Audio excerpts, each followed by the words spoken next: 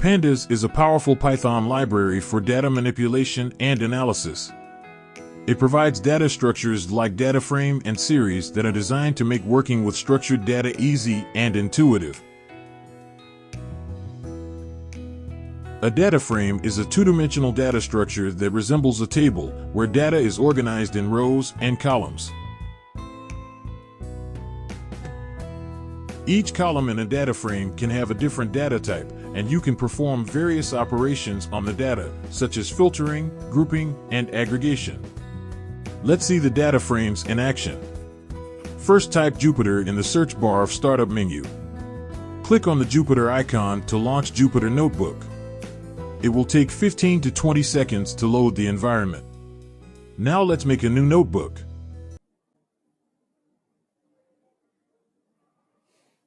Make a new Python 3 notebook by clicking New tab.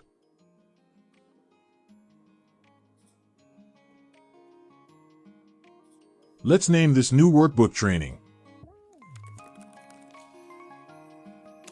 Now we need to import a built-in package called Pandas. This package will do the data loading and all the transformations that we will study in coming lectures. It's probably the baseline package for all data manipulation. We will denote the Pandas package as PD for easy referencing. Now let's read in a CSV file. Here we will assign it to a variable called states. After typing PD, press period and tab to open helper window. From the helper window, select function read CSV. Then press enter.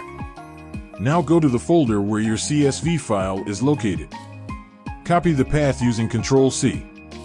Paste the path using Ctrl+V in the comma within read function. Give the name of file with extension. The file is states. Perfect. Now press enter. Let's investigate this data frame with some basic Panda functions. Type the variable states followed by period and head function. The head function gives the first 5 records of a data frame. Repeat the same code, but this time use shape function after period. The shape function gives the size or dimensions of a data frame. Here we can see that the data frame has 51 rows and 3 columns. Simply typing states will generate all the 50 rows of data frame.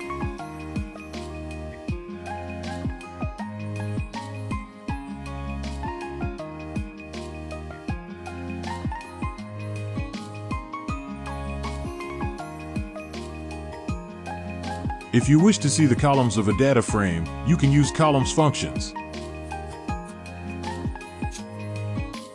It will only give the column names of a data frame. To see all the columns with their data types, you can use info function.